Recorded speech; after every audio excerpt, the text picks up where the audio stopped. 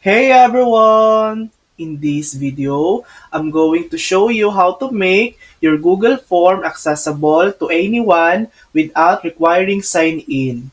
First, go to Google Forms and log into your Google account if you're not already signed in. Choose the form you want to edit. Click to open it. At the top right corner of the form, click on the gear icon.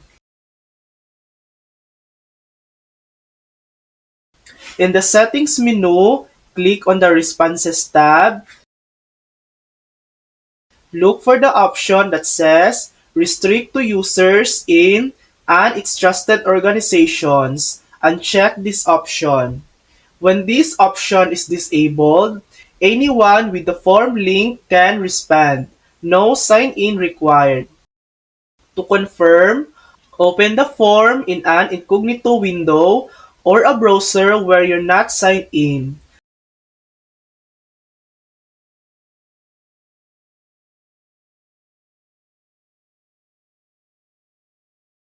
Try filling out the form. If it works without asking for sign in, you're good to go. And that's it. That's how you make your Google form accessible to anyone. No Google account needed. Thanks for watching.